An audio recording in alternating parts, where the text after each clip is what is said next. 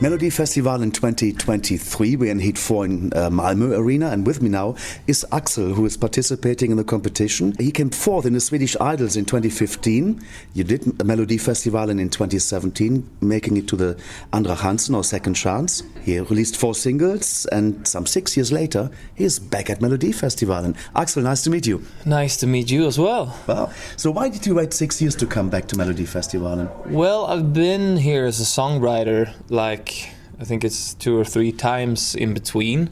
So I've been in the mellow bubble, but I've been in another role. Mm-hmm. But I think it was last year when I was a songwriter for Theos, I felt like I really wanted to be back on stage, so I decided to go for it this year. But you know, it's no guarantee sending in and applying for Melodifestivalen, and there's so many songs to choose from, so I had no idea if I was gonna make it back to Melodifestivalen, but here I am. Wow, fantastic. And you wrote Som du vill? I wrote the song, yes, with a couple of other songwriters, yeah, but I always write my own songs, yeah. Okay. Now, what experience did you bring with you since Melodifestivalen participation in 2017 that can help you to be better here? Well, so many. For starters, I'm at another place in my life and in my career, so I'm a totally different person just as myself as an artist. But I think the most important experience to have when you've been in this before is that you don't really need to worry when things is not perfect on Thursdays, because you know in mellow time, Thursday to Saturday is a very long time. Mm-hmm. So I think it's kind of calmness who is the most important thing to bring with me to this year. Wow, yeah. That's very interesting. And calmness is really good. Of course. Yeah. Good. The song in running you have this time is called Gorgeous. Tell us about the song. What's the message in that song? Well, that's exactly what it is. It's the song is a message. It's all about the message. I wanted to participate in Melodifestivalen with a message that I work with every day to get out to people. I work with sending this message out on social media, in my lectures, and in my career, in my songs. And the message is that you need to be happy with yourself, and you need to be friends with the mirror in front of you, and who you are and how you look. And I feel like we created this song and we created the sound to be kind of, you want the listener to really listen to the lyrics and get them inside of you, and also we wanted it to be powerful. So it's kind of a weird ballad. Mm-hmm. Can you describe to our listeners how you staged the song? Well, yes. You mean how it's gonna be on stage? Exactly, yeah. Well, yeah, for starters, the song starts very close. You want to be very close to me, so the cameras are going to be very close to me. I'm going to be alone, and it's going to be very dark. And as the song goes on, it builds up, and it gets very gospel-y in the end. And then a couple of singers come on stage to back me up, and it gets less dark, and it opens up in many ways. Both in sound and visuals. You have already been on the stage here in the Malmoe Arena rehearsing it, and today is the second rehearsal. So how was the first rehearsal for you? Surprisingly good. As I said, I know that Thursdays are it can be chaos on Thursdays. It's no guarantee that everything is good. Both in your performance and in everybody else's, the LED content and everything, the visuals and all that. So surprisingly good. I felt like everything was pretty good. There are some things to work on, but we're close to the result. Let's talk about a bit of the past, and when did music actually and singing come into your life, and when did you feel I want to become a singer? Well, my main focus my entire childhood was football. I was a football player, and I wanted to be a professional football player, so all my focus was in getting as good a footballer as I can be. And I was always like doing music. It's kind of in my family. My father is a bass player, and my brother was a guitarist and a singer. Just amateurs, obviously, but very like had music as an interest and played in bands. So I started playing in a band with my brother when I was like 14. I played drums, so I'm a drummer from start. And then I obviously had my accident when I was 19, and that kind of made I couldn't become a professional football player anymore. I couldn't chase that dream anymore because I physically was too injured. I couldn't become a good so then it was like, okay, let's do music instead. For the listeners who can't see you right now, you have some skin problems, and yes, I have what burns. I had an accident back in 2012 when I was 19 years old, and I got burned. I'm one of the worst burns people in Sweden ever. I've got more than 70% of my body are covered in 3rd-degree burns. So when I got that injury, I was at the hospital for probably 1 year.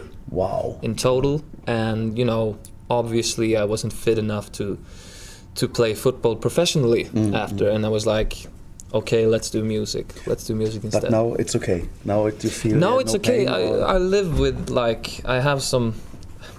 It's tough to say handicaps, but I got some like injuries still, and I got some problems in my life physically. But it's like I don't remember what it's like to not have burns and have these issues. So I'm kind of I've learned to live with them. Yeah. Okay, and that's also a good message when people have something.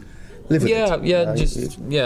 Everything becomes normal after a while. Like I had these burns in the beginning. It was tough. It was, and always like obviously the way I looked was painful in the beginning because I felt like an outcast, and I felt like a monster in the beginning. And this is what that journey from feeling like a monster and don't want to be seen at all to now standing on the Mello stage in front of like 3 million viewers.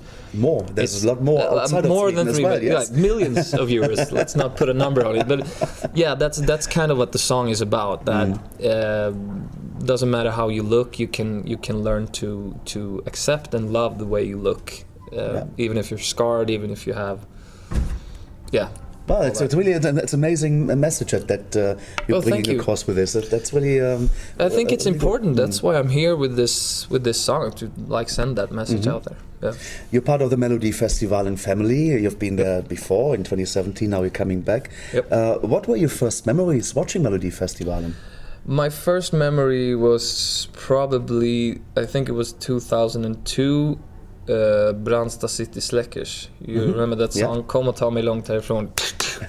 That one, because I did that on my school. There was a kind of a talent show.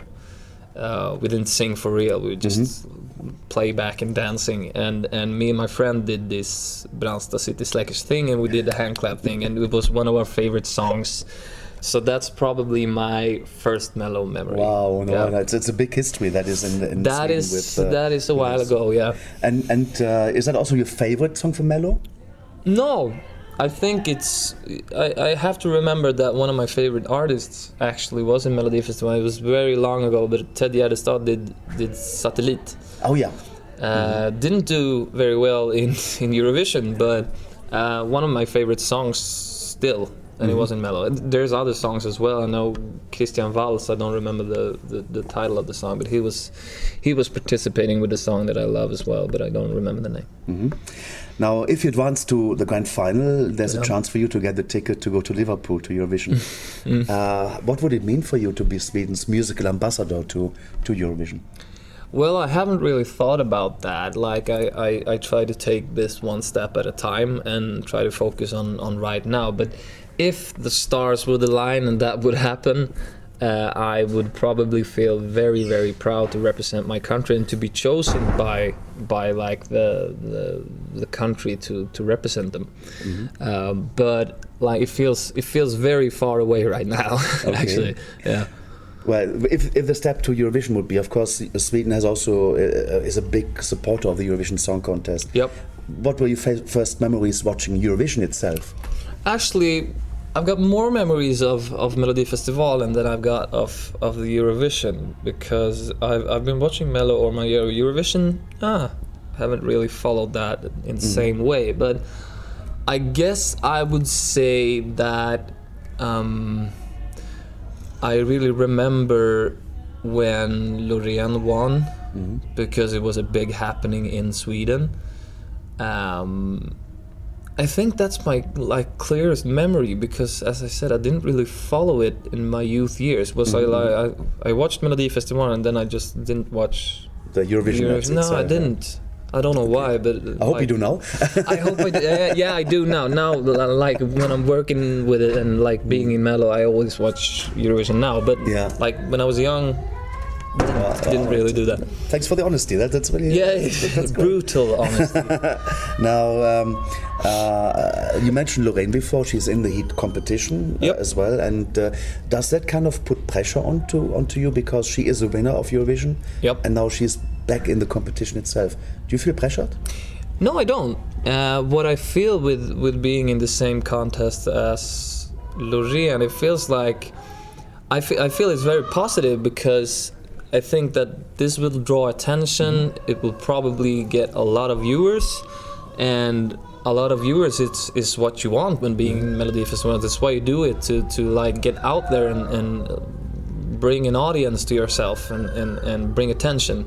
So it's probably a good thing, and I actually try to be like, I try to be not that result oriented. I try to like think if I do a good performance and I end up last, I have to be happy with that, because to be fair, this is probably the strongest heat in this year's Melodifestivalen. So I've been told, and so I kind of feel like as well when hearing the songs and seeing the other contestants. So I just think that no, it's no pressure from having her. It's just good to know there's big quality in this heat. And you're part of it.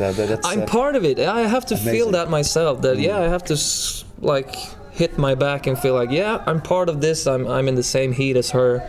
I'm good as well. And don't forget, out of 2,200 songs that were submitted to SVT.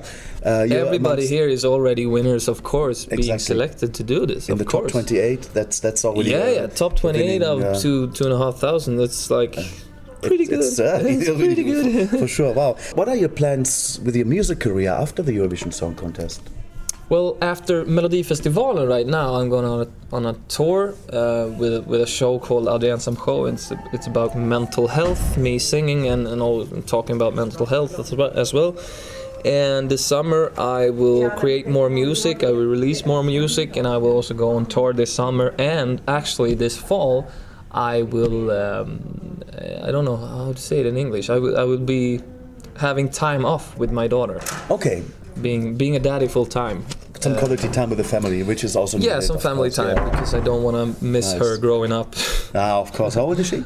She's 8 months. Oh, so it's a baby. And she's coming here today, so I'm kind of excited to see her. I haven't seen her in a couple of days. Lovely, and I miss lovely. That's nice. So, and okay, when you don't sing, you're writing songs, and then of course you take care of your family. Is there any other hobby you have? Well, I guess it would be football, but I don't play anymore. But I'm very interested in sports, and I work out a lot, and I play a lot of sports and try to be very active and follow sports a lot. So it's probably like being physically active. That's like my main hobby, other than the music. In fact. How will you prepare for the show, the Heat 4 of the new show that's coming up? Yeah, I think I'm gonna try to do things just the same way as I always do. Like I don't think I need to change things just because it's a big show. I'm gonna eat my breakfast, gonna eat my lunch, I'm gonna do everything I do. Maybe work out in the morning as I like, and just because I'm in a pattern where everything kind of works. So just not try to change things. Like just try to be calm and feel like this is a rehearsal as well, even though it's the like grand final. And just try to be relaxed and feel like this is fun, because it is. I wish you good luck on the Melodifestivalen Heat 4. It's Gorgeous by Axel. Thank you so much. Gorgeous by Axel. Thank you. Axel, hello, hello again. Nice to see you. Likewise. So first of all, happy birthday. Today is your 30th birthday, I learned. It is, from boy to man, today. So I think a very good birthday present is the performance today. I thought it was outstanding. Oh yeah, thank you. So how did it come over for you from the audience? Hard to know considering the in-ears, but it felt like I had some support in the audience. I felt like everybody did. So hard to make anything out of it, but I feel good because I felt like the performance works in this size of an arena. So that feels good to know.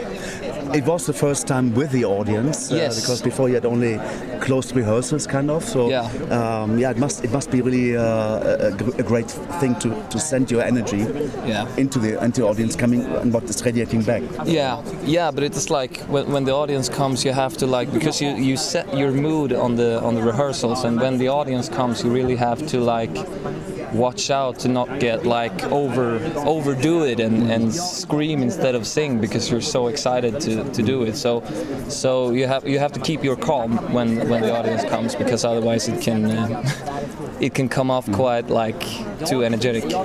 What was the most difficult part of your performance? It's the singing, because it's very dynamic. It starts very low and it ends very high, and there's screaming parts, and there's 10 different ways of singing in 3 minutes. So the singing part is very hard. So I have to keep my voice in shape to nail it. So how do you keep your voice in shape, actually? I don't know. I just think that I'm going to try to sleep a lot tonight. Just try to get a well-needed rest and just drink lots of tea and with ginger inside and honey. With ginger and honey and also lemon. Yeah. All the best of luck for tomorrow, Lycka till, and see you tomorrow. See you here. Yeah. Thank you. Thanks a lot. Thank you.